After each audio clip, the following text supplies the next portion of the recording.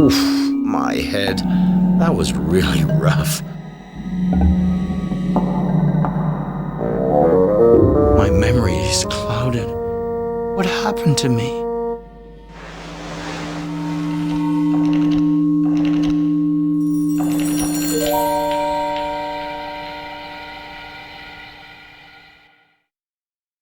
I'll understand where I am and what I'm doing here, or I'm not Michel Ardan.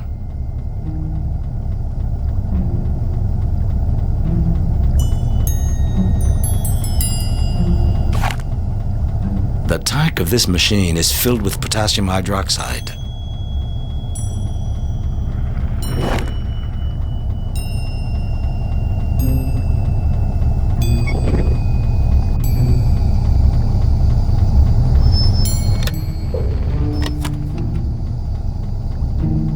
I could use a glass.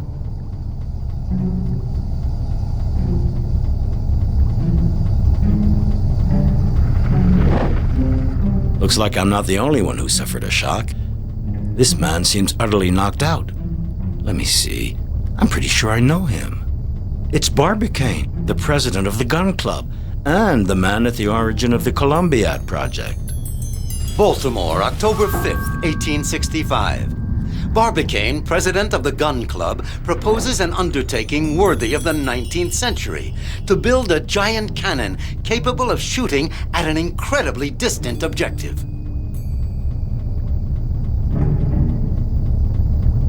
An unconscious man. I recognize him. It's Captain Nicholl, a famous engineer. Captain Nicholl, a specialist in armor plating, is known for his rivalry with Barbicane, an artillery expert. Nicholl claims that the Gun Club's project is impossible. Furious, Barbicane challenges him to a duel.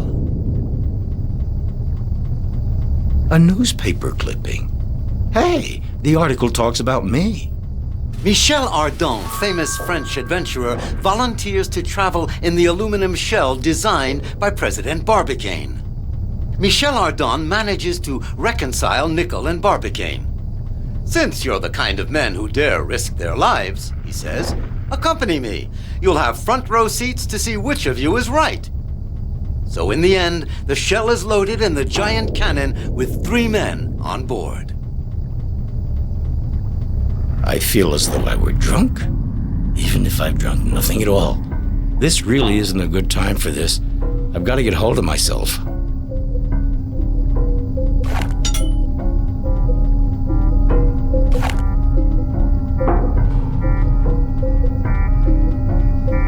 It doesn't work.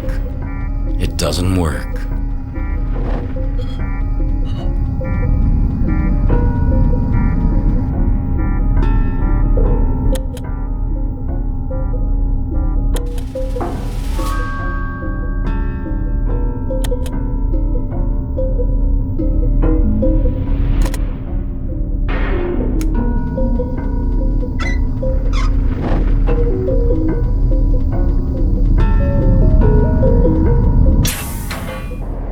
Good Lord, that blue star, it's the Earth. I'm in outer space.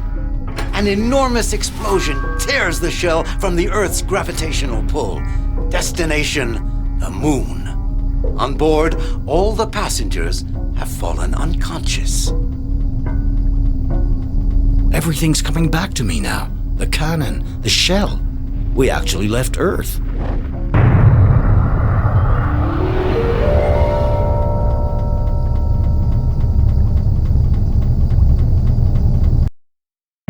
Fantastic! We're on our way to the moon. Nicholl, Barbicane, and me. I seem to be the first to ever regain consciousness. I'd better wake up the others. Ooh, my head is heavy. I feel as if I've had too much to drink. I'm pretty sure I was giddy because the air was too rich in oxygen. What's this dark stain that's spreading? Is my friend injured? Michel Ardan briskly raises the blanket, covering his friend. My lord!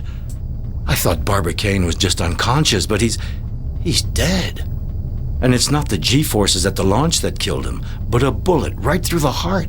What happened? I've got to understand just what happened.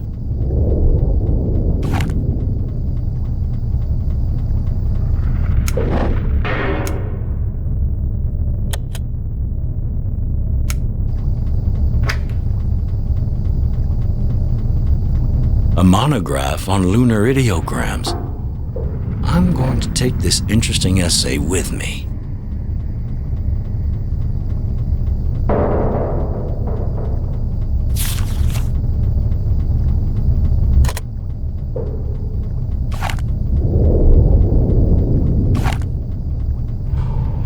This bottle contains a disinfectant lotion made with cyanide.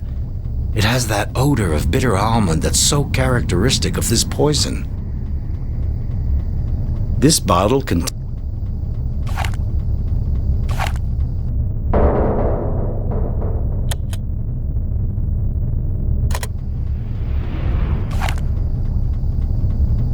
What do you know? Traces on the glasses show that Barbicane and Nickel served themselves a drink. Barbicane and Nickel toast each other. Judging by the smell of it, this glass contains some very fine wine. I'd better not touch this glass. I can smell a suspect bitterness mixed with the bouquet of the wine.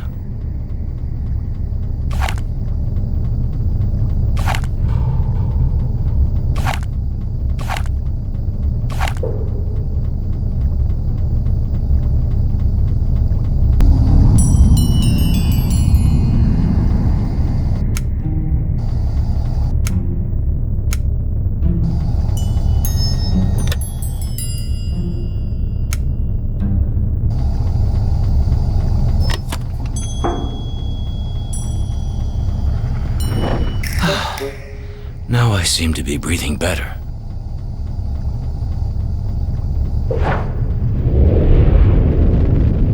This letter is the last message my friend Barbicane wrote to me.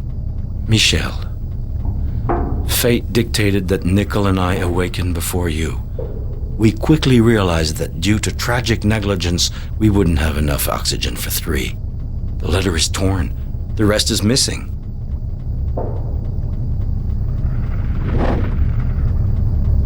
After the shock of launch, President Barbicane and Captain Nickel are the first to regain consciousness. While Ardan is still out cold, the two men realize that because of their negligence, their oxygen supply is insufficient for 3 men. One alone could survive. With a bit of string, I could tie this blanket around my friend to serve as a shroud. Then I could abandon his body in the vacuum of space. If the ocean serves as a sailor's grave, it's only fitting that space be the tomb of an interplanetary traveler. I'm almost ashamed to remove my worthy friend's hat. Perhaps I ought to put it back on his head.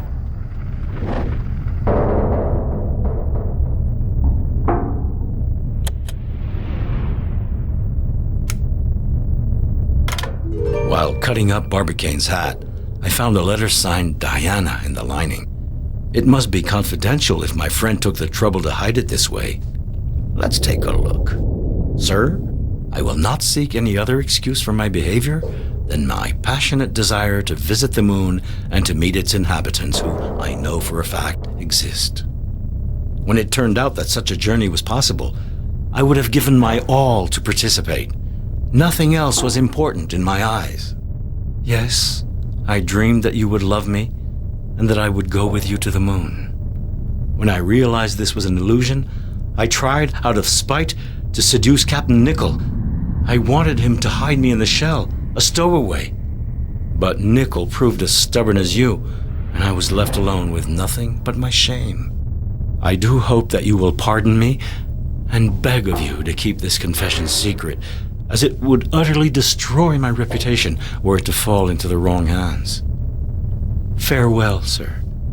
And when you are on the moon, please think kindly of one who would so love to have accompanied you. So, this Diana tried to seduce Barbicane, then Nickel, in the hope of taking off for the moon? Poor girl. The hearts of human beings are sometimes moved by strange passions. The old rivalry between Barbicane the gunner and Nickel the armorer is a fact. Furthermore, letters found on the two men seem to indicate that they were loved by the same woman, a certain Diana.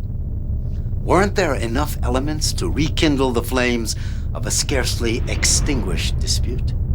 The hypothesis of a quarrel provoked by a woman doesn't resist serious examination. A letter concealed in Barbicane's hat clearly demonstrates that Diana's advances were firmly refused by both men.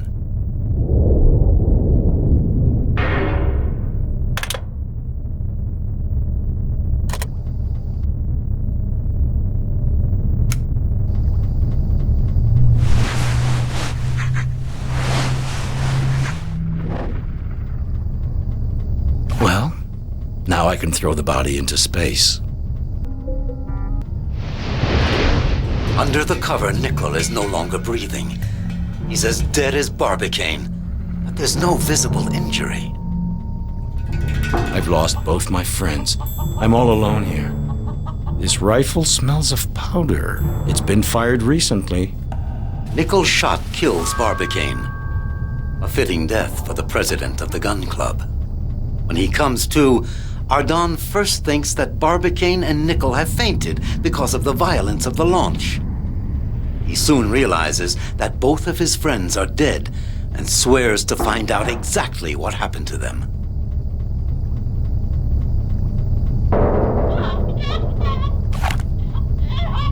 A strange smell is emanating from Nickel's face. An odor of bitter almond. Nickel swallows the cyanide, a quick-acting poison smelling of bitter almond. Should I search in the papers of my friend? It's indiscreet, but maybe I'll find clues.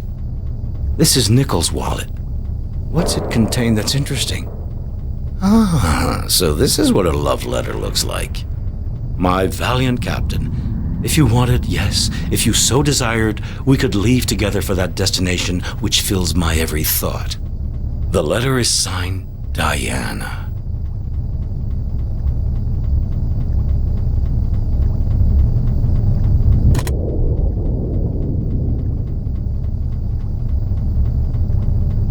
With a bit of string, I could tie this blanket around my friend to serve as a shroud.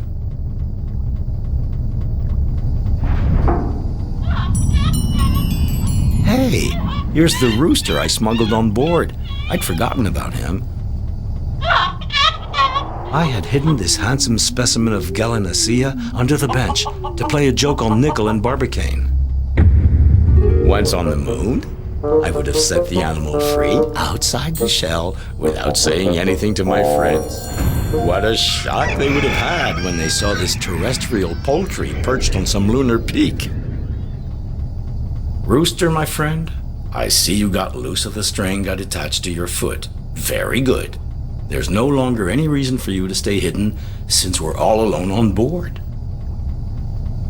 A piece of paper, ripped up and burned. The rifle shot scares the rooster that Michel Ardon had hidden in the shell. The frightened animal rips with his claws part of the letter Barbicane has in his hand. The paper catches fire when the frantic movements of the bird carry it above the gas burner.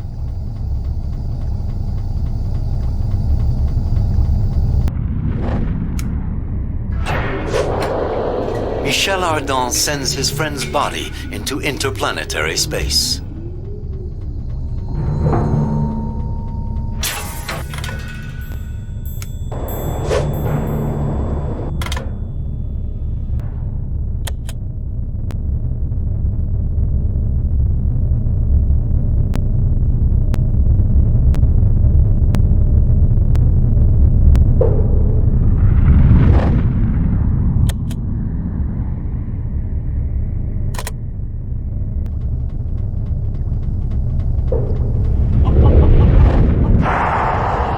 disconcerting, if predictable event takes place on board the shell.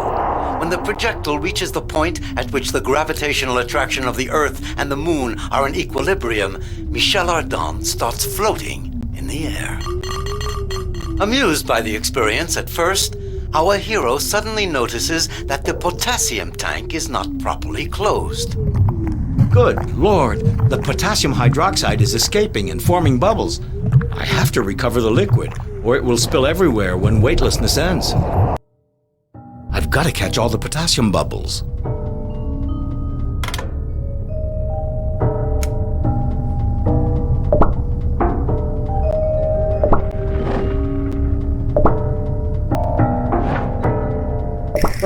He returns the potassium to its tank and closes it hermetically with an improvised cap.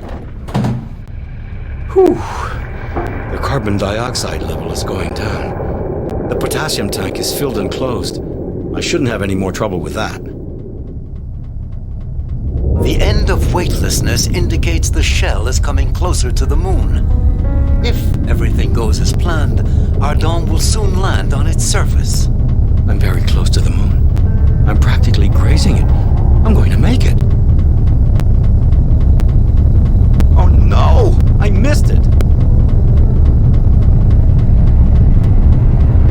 I can't see a thing. Am I in orbit behind the dark side, or adrift in the infinite void? No more sun, no more heat. All right, it's very possible that my capsule is lost in space, but let's be positive about this. Besides dying, what other misfortune could happen to me? And death is just one more journey. Hey!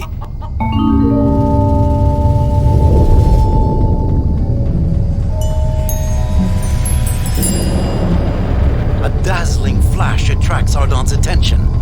The explosion of a meteor reveals the hidden face of the moon.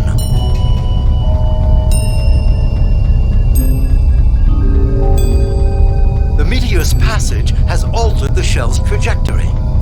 At last, the projectile begins its descent to the lunar surface.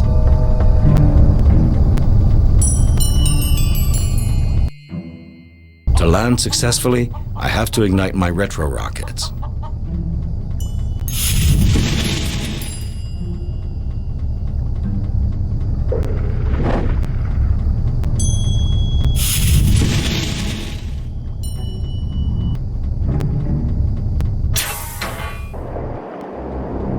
Ardan has successfully lowered his speed. He sets down in the middle of the mountains in a cirque where the ground is covered with a strange blue snow. The shell slides and rolls down the slope of a glacier. This uncomfortable descent luckily comes to a halt just on the brink of a precipice. Outside, all is dark and quiet. It's still night at the foot of this mountain range, but lunar dawn will soon break.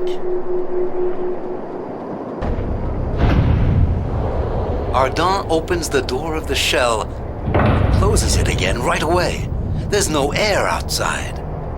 So, does the moon not have an atmosphere? Ardan can't believe it. He didn't take a long trip like this to stay cooped up in an aluminum prison. But now the first rays of the sun arrive at the foot of the mountains. The blue snow starts to melt.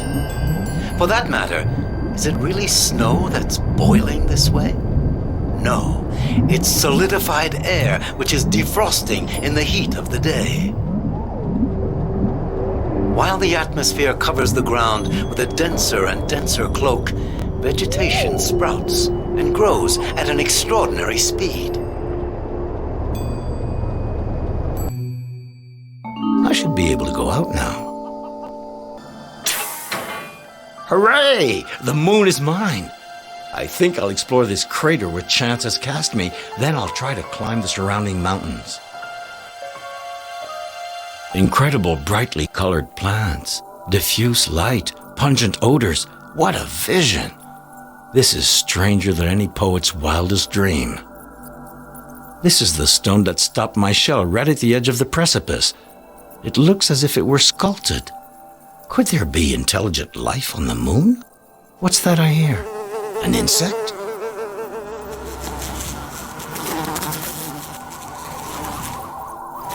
Where did that blasted bug go? I can't hear it anymore. Whoop! Oops, I almost went over myself. I mustn't forget that I weigh 6 times less than on Earth. I can make some extraordinary leaps, but if I don't adjust my takeoff, I could break my neck. A lunar fruit. Is it good to eat? I'd really like to taste it.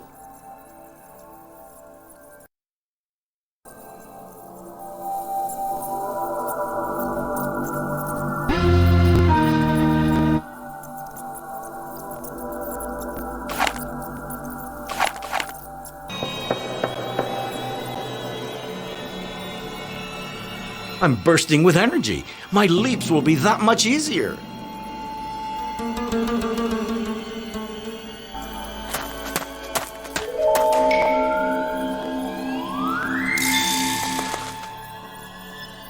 What a fantastic leap. It felt as if I were flying more than jumping.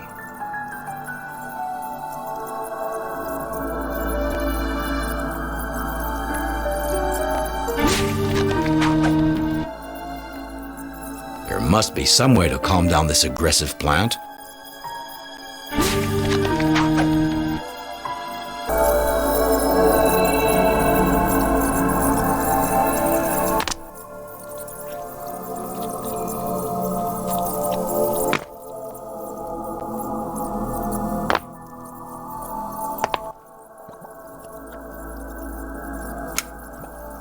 It would be wonderful to plant grapevines on the moon, but I doubt they could stand the local conditions.